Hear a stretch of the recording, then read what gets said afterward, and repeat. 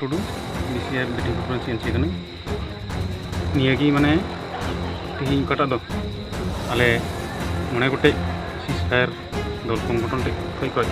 ओका दो चलावेन 7 तारीख रे मिटे चिठि इशू कदा माने दारायकान 26 अक्टोबर गुवाहाटी आसाम इकट भवन रे मिटे दुपुड़ गोटाव कना उना रदो आदिवासी जातीय महासंघ और आदिवासी जातीय साहित्य सभा अंडे को हो होचुकना आले से को चिठी कातले नेवताव का को जाते जेमन उना रे मिटे उना भितर रे से उना ताला रे से उना लातार रे तिना को कमी कान को जतो जेमन अंडे को हिजुग मा और उनिला कटा गालमराव कान जाते जेमन अड़ी मचे सक्सेसफुल मा उनागी आस दो कते तिहिना मिटे ये संगत मेल जुगते उनको बड़ाई के बर्ती कते नवा दो ओकोय पाहटा खन नवा दुपुड़ुब दो दोहो का दुपुड़ुब दो आले कादो बीसीएफ आत्मा आमला एसटीएफ और अपा से और सरकार खन उनका नोटिफिकेशन ना आपे उनको साथ दुरुब से आपे मतो नवा सरकार को नोटिफिकेशन दो माने चलावन दिन खय ना एकड़ बाबत रे अड़ी मज गलमराव हुई कना उनारे जथेष्ट सरकार पॉजिटिव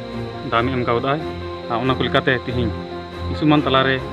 कोई को होते चों अटकटणे हुई कना आदो उनारे सरकार नियगे नेहर का तिहिन आपे तलारे होते चों मी बार भूल बुझेव हुई कना उना भूल बुझेव क्लियर लगी क्लियरिफिकेशन लगी उन तो ना गलमराव ले हो कदा आले तो संग मिलाव कते एंतेन आपे ओका पे सरकार संग शांति चुक्ति पे सेटेरो कन से हिजु लगी दो कन ओना अक्ते रे चेत धराते आपे दोपे मेन का जे शांति चुक्ति दो होयो शांति चुक्ति ना कथा मेन लिखा तिहिन अबुआ में समाग रे तिहिन दो काटा दो जीएससी कोड हुईना 1993 रे इन साउते तिहिन काटा दो बड़ो आंदोलन हुईना बीएलटी को चलावेन 2003 रे 12 फेब्रुआरी रे इन को हिकते आरो नेबिया गोटा आंदोलन रे नारे चलावेन 2012 रेना 27 जनवरी रे काटा को इकोट के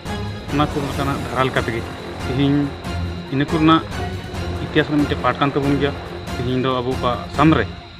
माने मिटे जातीय संगठन से हथियार सब संगठन जन्म हुईन माने उनको खय रक्षा नाम लगी साउते अबुआ मी गोटे ज्वलंत समस्या को समाधान लगी ओकाटा दो तिहिन आत्मा अपा कुसी को एप कते माने गोटे संगठन जिसपर जनामेन उना दो जथेष्ट मज संग्राम हुई हेना इन तायम चलावेन 2012 रे 24 जनवरी रे ओका दो आसाम सरकार और सेंट्रल सरकार साव मिटे माने शांति गलमाव लेकाते ओका दो आम सेरेमनी आमस्टरडाम हुईना उनको के माने सरकार दो नियगी मेन केदा तिहिन आपे दो जहाना पे हताव खाय तिहिन आपे समस्या दो समाधान करथुरुते तिहिन दो जथेष्ट आयमा दिन बिलम कान थायना उना रे नितो कटा सरकार हेन बीजेपी सरकार और Abu Assam rain CM mister Hemant Sharma महाशय उनिया आयुर लेकाते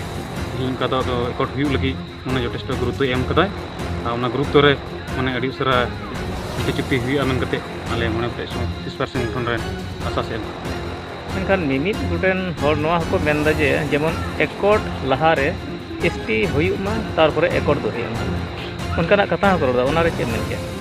हुई दाड़िया उना दो हलका चों को मेन के मेनखान तिहिना दिन रे यदियो एसटी बुन नाम लहा लेखाय उना रे अबो चे खुती हिना और एकट लहा लेखाय उना रे चे खुती हिना उनखान उना भितर रे बोलो कते अको को स्टडी का अको को नेल को उनको जथेष्ट को बडाया उना को लेकाते तिहिन निजेर से को दो नियगे नेहर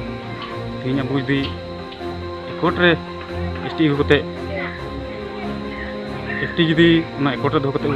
बुन एकट लेखाय तबे अबुआ जथेष्ट लाभ मेना कारण उना दो जिते बुन एकोटा उन जखा दो संविधान